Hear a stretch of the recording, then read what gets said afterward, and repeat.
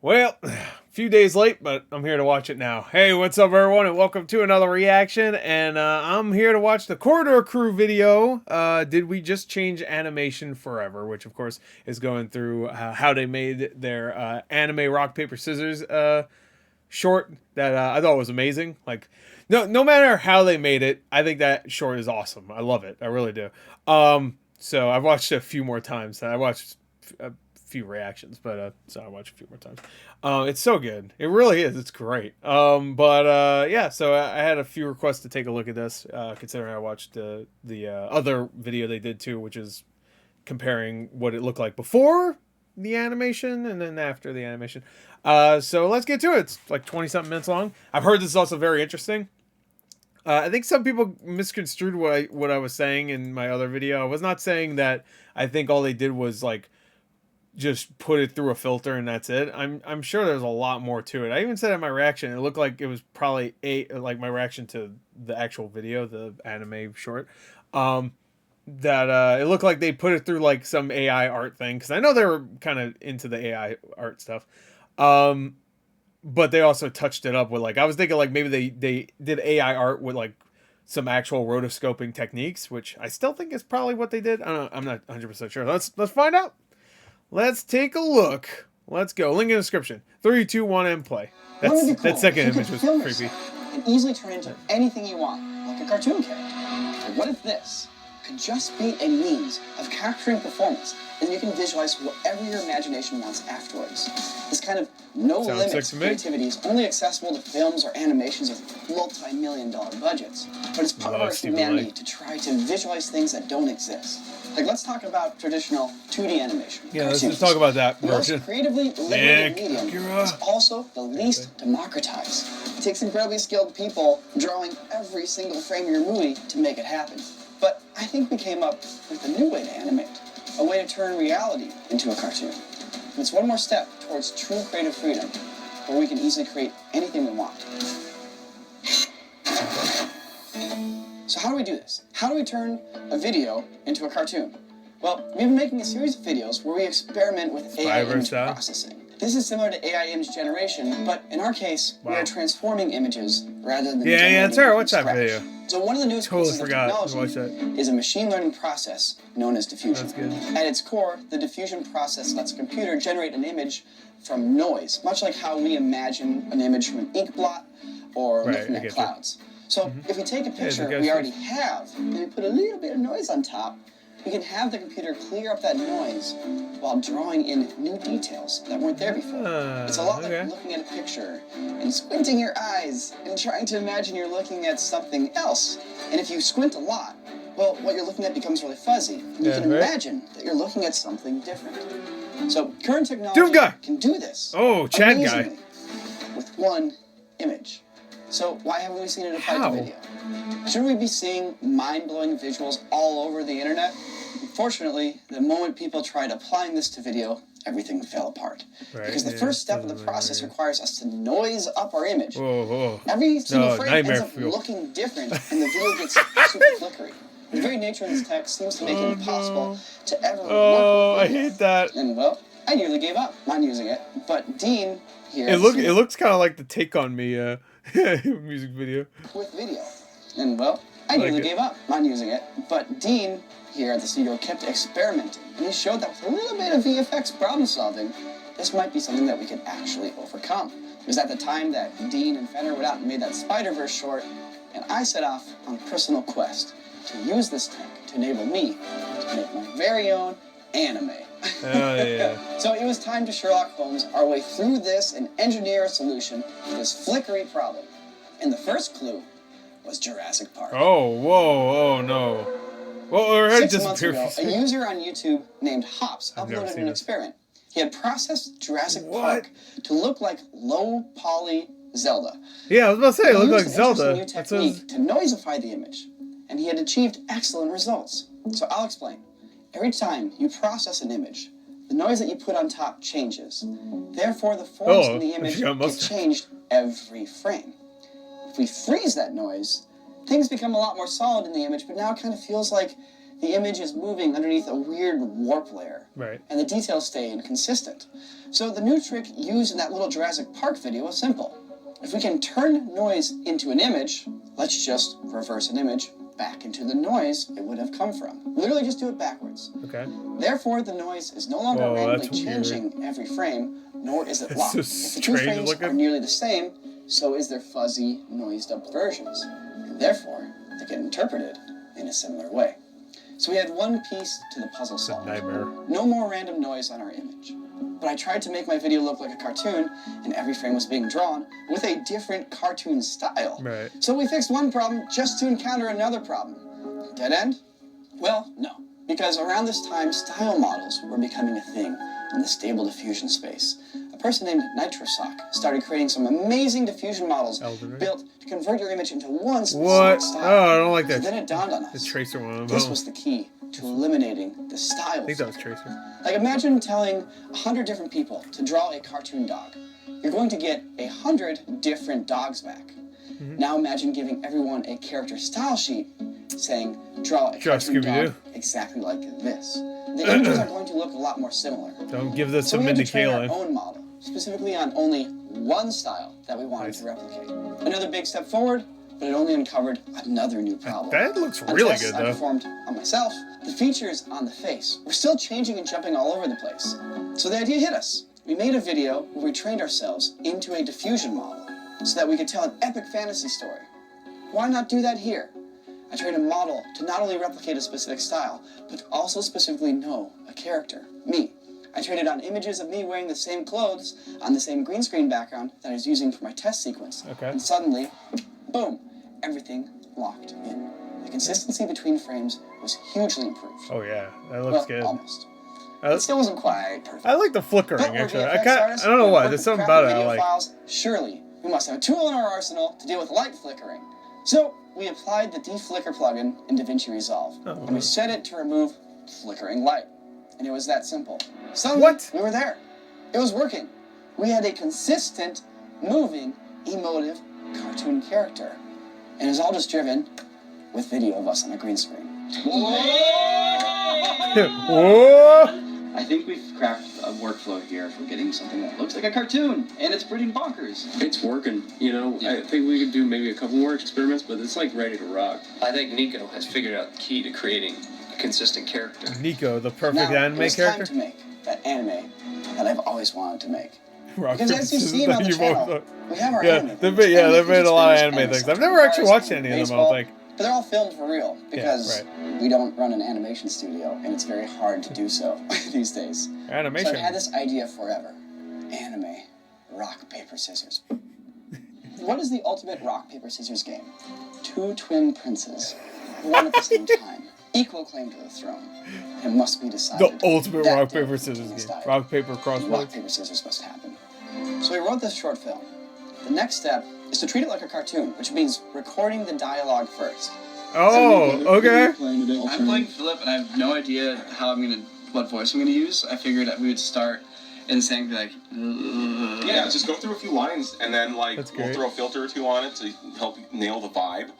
My character is Jules. My research here, I just remember the shot of Clint in here screaming into a microphone. I'm just going to channel Clint today. Nico has said... What, you didn't watch thousands of hours of anime? And then you scream, and there's no in between. Full dynamics. You go really quiet, and you get really loud, and you do full volume compensation on there, so it just sounds like somehow you have this incredible presence, where even your quietest moments are as loud as your screams. So Dean and I, we did the voice acting first, and we just blew out our vocal cords, yelling as loud as we could.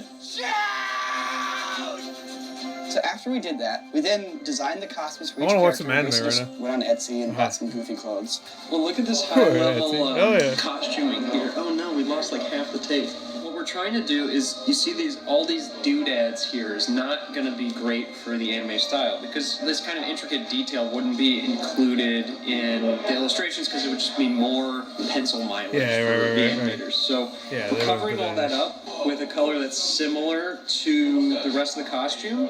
Once this is put into the animation space, all this jank gets covered up with beautiful illustrated lines. We did on the green screen. This is great. I'm just fucking focused on... Right? We're puppeteering a cartoon character. So we're posing like the cartoon character, and we're not doing any audio recording. Instead, the audio is already recorded, like a real cartoon, and we're out there just going...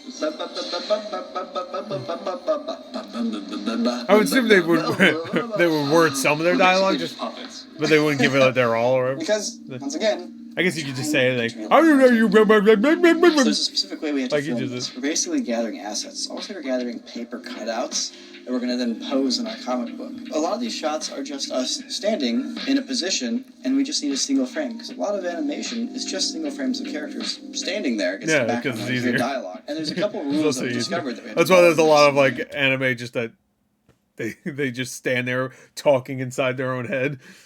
It's just easier to So first and foremost, the style that we're matching, it basically has single direction lighting.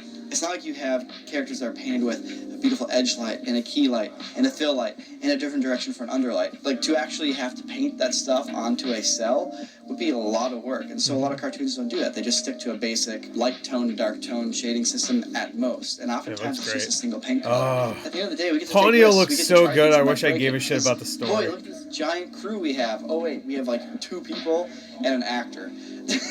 Right? It's like...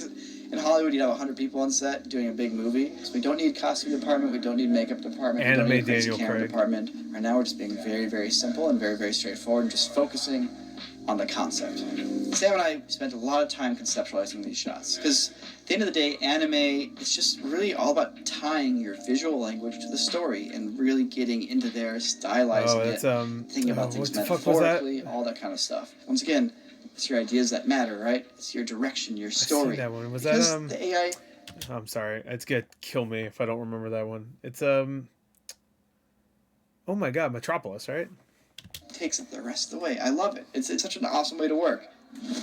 Hey guys, so we are commemorating the launch of this anime rock paper scissors video with an awesome limited edition. Yes, it's only I was 7 days available in oh, and is long it still available? It's super cool. Might still it's get designed this. by a human, and once again, it's 7 days only. Thank you for letting it. Designed by a human. This one, not AI. Come over here. So subscriptions to our website cost $3.99 a month, but subscribers get a 15% discount on all merch. So if you really want to get cool, you could go and subscribe to our website and then use that discount. Basically, it's the same price. Plus, now you have a free 1 month of subscription to our website. Just saying. Or you could start a free trial. Don't tell anyone I told you that. This is between us. Yeah. Cool. All right. So now that I walked you guys through the theory and the techniques that we're going to try to apply here, let me show you the workflow that we came up with that led us to 120 effect shots for this piece. So here's the video of me on the green screen, in costume, doing all the acting with the lip sync, right? So what we want to do is have the AI basically trace this, to trace it in the cartoon style. So we need to train a model to both know what I look like, as well as what style we want to apply. So when we were on the green screen filming, once we were done, we also took a bunch of pictures of me. My face, my body, different poses, some full body shots, pictures of my back, different lighting. A picture of Nico Beringer. Hey, there I am. There he is. Point. So then we went and we took a bunch of frames from Vampire Hunter D. Yeah, I was getting. It's so good. Year 2000. It's actually free on YouTube. You can just go watch it if you want to. A lot of anime is and we tried to grab frames of like different people, some face shots, some that's what I thought they were showing here before. Hands, hair, even Vampire Hunter D. Bloodlust is really good, but the original was like a classic when I was growing up. I watched that all the time. Abstract things like flowers. X. Anybody remember X? That one was good too. Because with all these different objects, with each picture effectively being a different object, a different character, when we train the model, it's not going to learn any single subject. Instead, it's going to learn the style in which all these subjects were drawn. One little fun little thing here. If you look at the Vampire Hunter D data set, you'll notice there's no characters with full beards. Because there aren't any characters with full beards in the movie. And this was a problem, actually, when we first made the model, and it tried to represent me. Sometimes I'd have a mustache, sometimes I'd have mutton chops. Mustache look good. So I generated a bunch of pictures of me. Some of them looked good, most of them didn't. But I took the good ones, and I re-added them back into the data set. Oh, okay, and trained the model one more time. I made a new one. Nico Peringer in the style of Vampire Hunter D. There it is. It's me as an anime man. And notice it's got the costume details correct. It's got my face, features correct, my beard. It's the same character every single time. Scary, bro. At least consistent enough. AI's scary. So we got the model done. They're going to make all of our anime and then they're going to enslave us. They're going to turn us into anime. And now we can use this for all the shots of me. So I've just received We're turning it into anime, they're going to turn us into anime. From Nico. What I'm going to do now is take the individual images. Why do I have a vision of like computers at like a computer desk. No, I guess a people desk would be like they're like the opposite of what's happening right here, where we're right here, where instead of him being in the chair, it's a computer in the chair, and then there's a human being. That's like a Rick and Morty gag. And we're I'm gonna stop each one before I get compared to fucking Rick and Morty. To get an animated character. You have our positive prompts, which are Vamp Hunt D, aesthetic, style, cell animation of Nico Perringer, man, beard, profile, fist, hand. But we also have this negative prompt section, which can steer us away from certain things. So you don't want the beard for whatever reason? Intricate, lazy eye, photography, render, CGI. These are all the things that we want to avoid coming out. What? No, we mean you don't want the form. There's a bunch of freaking sliders, and it's really boring, and there's all that stuff that Nico goes into way more depth over on CorridorDigital.com, because we don't want to bog you guys down here with the really silly specific stuff. But there's a bunch of processes that are laying on top of that image-to-image process, and the output is this. There is a really cool animated frame of Nico. There is actually an interpretive element to what the AI is doing. There's blue shading on the fur on his shoulders, and basically two-tone shading in his face. It's a really incredible process that we've gotten way too used to at this point. We kind of forget how crazy this technology is. So what's great is that we can just now run the entire image sequence with this prompt and these settings. It's working really well. But, you know, there's a few janky frames, like his head just pops in for a second and then pops back out. Little inconsistencies, but they only exist on a single frame basis, you know? If only there was a way to kind of remove a little bit of this flicker and smooth out this sequence into a nice, consistent character. All right, so Dean's giving me this I'm going to guess there is. Not bad. It's a little flickery, but like it's consistent, right? You can see the character, you can see some of the mouth moving. All right, so we take the shot, I'm going to pop it open in Fusion here. Very good. So the next thing we need to add is the deflicker. There's two different modes, one for time-lapse and one for fluorescent lights. And if we turn on the fluorescent light deflicker, check out the difference. Much better. And if it's not good enough, here's how I fix it. Copy, paste, paste, paste, paste. God damn. So now we have all these deflickers turned on. Look how stable my face and my costume are. The next step is just to pull a green screen key and remove the background. And then finally, reduce the frame rate from 24 frames per second to 12 to look a little bit more like animation and remove even more of that flickering feeling. Now that we have an anime man, we need an anime world for him to live in. That's where Sam comes in. So very early on in the process, we're thinking, how do we get this is all in these shots? AI one generated, environment, one location. So I'm using a environment. All right, I figured they 3D modeled environment in Unreal Engine as the foundation for everything. And just like the video, how we're taking a video still frame and then applying a style to that, I'm taking a render from Unreal and applying a style to that. Okay. That allows us to have consistency. We can go close up. We can do wide angles. All the same objects in the scene stay consistent. Here's our cathedral here. I think it was called the Gothic Interior Mega Pack. The moment I saw this, some shit you'd see him like Bloodborne screenshot of this environment on the marketplace. Pretty too bright for Bloodborne, but it looks like. I've done a little tweaking, redone some of the lighting, little modifications here and there to make it match the vibe a little bit better. It is just bleeding with sweet, intricate, detailed Gothic style, and it's just right. Sweet, intricate detail. I have a camera placed for every shot in the piece, and if we go back out here, look at that. Look at all these cameras. Every single one of these cameras is a different angle for different background light. So, shot 250. It's waist up shot, maybe something like here-ish. Yeah, there we go. So I'm not even going to render these out with like the normal renderer. I'm literally just going to take screenshots of this stuff. So he's just screenshotting it so they could do the... All right, it's a whip pan, so let's pan over. Yeah. Boop. Pan over. Boop. And maybe one more just for kicks. Boop. All right, so now I've gotten 4 images. Stable Diffusion kind of takes it from there. Let's go to my handy-dandy prompt sheet of all the different little prompts I've tried out. Believe this... What the fuck? This is crazy. God damn. Alright, sorry, I had to pause real quick. But this is crazy. Look... Alright. One right here. Expressive oil painting, dark, beautiful Gothic cathedral interior. I mean, I look at a notepad like this, like a notepad document or whatever, a Word document. I'm just like, oh my god. Believe this one right here. Expressive oil painting, dark, beautiful Gothic cathedral interior. Hyper detailed brush strokes, expressive Japanese 1990s anime movie background, oil painting, matte painting. Negative prompts. And you just put that in an AI thing. It's like, oh yeah, I know what you're talking about. I'm all set. Let's take a look. All right, so that's basically what the process looks like for all these background plates. Now that these background plates are processed, the shot has everything it needs to get composited.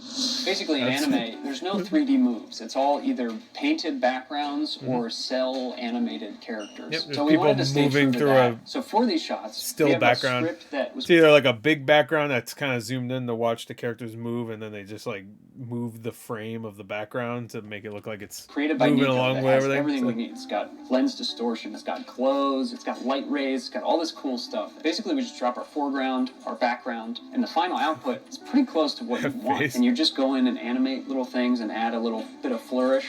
Here you can see I have the backgrounds that Sam made, and I actually just went into Photoshop and blended them together so you can see the edges kind of smooth out. I took those backgrounds and I just literally animated them scrolling past. And so you can see as well we've added some directional blur, some lens blur, and then we land on these two windows and do a final little push in.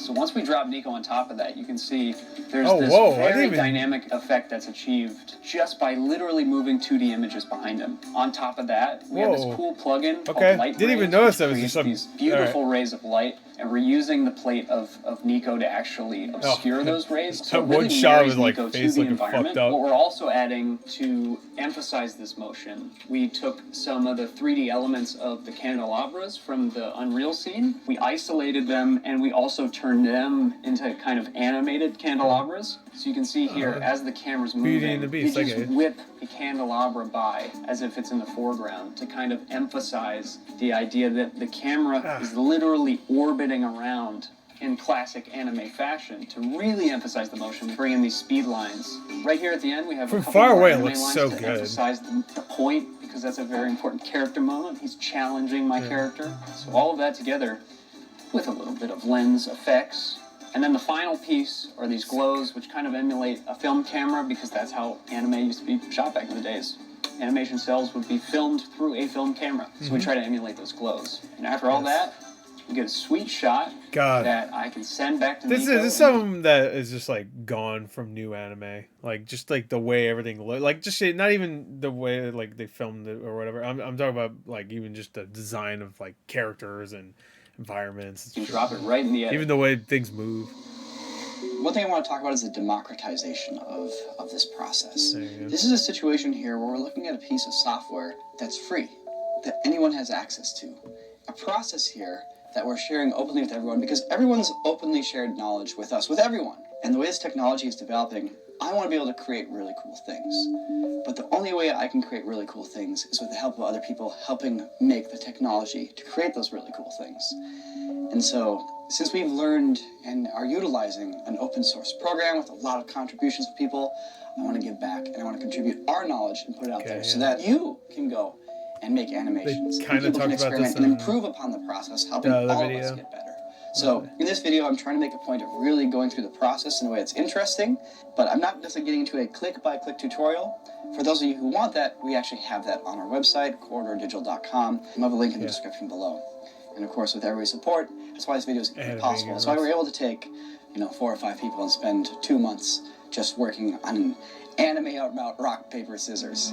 It's thanks to all the support and the members at corridordigital.com. So with practice, we've got this process dialed in. Shot by shot, we just started getting faster and better. And at this point, we are blowing through the piece, and it is working. It's incredibly exciting. Now, most people in the office haven't actually seen much of this yet. So we're going to get their reactions then. All that good stuff. I'm going to show it to them. Let's see what they think. Let's see if we can blow their minds. Who played the king? The final anime. We theoretically have everything dropped in, haven't watched it yet, just exported it, and everybody's gonna watch it with us. I think it's safe to say that most of us here have not seen anything. I've seen one completed shot, and it absolutely blew my mind, and I can't wait to see the rest of it. I have not seen it with the sound design, and that is what I'm super excited for, because Kevin Senzaki is so good at what he does, and man, I'm here for Dude, anime Fast and Furious sounds sick. I wanted to see their... Okay.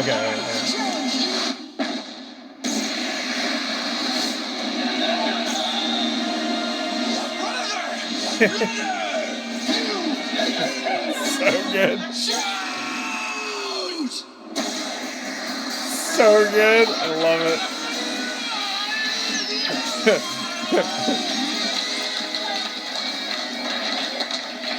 I want to see more of their reactions. Real anime in real life. And that's what it is. So when they have the montage at the end, which just like creeps in, but you're so used to it that it doesn't feel just like some of the 2D pictures. The song that Sam found for the ending, Fender made this amazing shot where my fist comes down, and there's just this anime blast that happens, and then you just have this so good. Yeah, it just it all sounds like some and shit you then hear at Castlevania. Are we gonna get another one? Dean is coming back to seek vengeance. At the end of all the anime videos, we always do one of those montages of like, and now here's all the things that happen afterwards, which are like supposed to be like the end credit joke. But this one is the ultimate fast forward a whole season in this montage, and it subconsciously makes you go, oh yeah, there's a whole story here. But we were just like spitballing almost like a monk or something. We get to do another one. It's entirely up to CorridorDigital.com subscribers. We have a tutorial on how we do this whole thing. That'd be sick. A whole bunch of other cool stuff. Want to check it out and support us? Help us make more stuff like this. I would 100% see a sequel. This is a fun video and all, but I'm genuinely curious.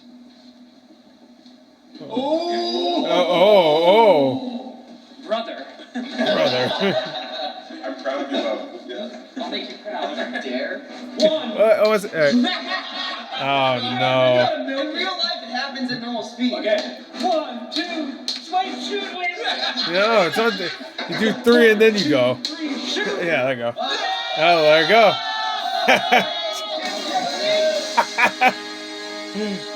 go. History repeats itself. Oh yeah, he did a fucking reaction. Oh man. All right, that was very good. I'm glad I watched that now. Yeah, so I knew it took way more than just put it through a fucking program. I know that, but it's insane how much work they put into that. And now it should be a little bit easier. Obviously, they figured out a way to do it. So I would not be surprised if we get more of that from them, especially since it was like really good. Oh yeah, Osmond Gold did one too. Wait, was that Osmond Gold? Yeah, it was Osmond Gold. Yeah, so that was very good. I really enjoyed learning more about how they. I don't know. Can you tell I'm like half asleep? It's just a long day. Anyway, but I wanted to watch. I had some time. So did we just change animation forever? Maybe. I would not be surprised if this is something that will in the future become bigger. Is it scary still? Yes. But they put in so much work that I don't know. It's hard to say exactly, but so I'm not gonna say anything. I'm just gonna go wee. Anyway, that's it. Bye.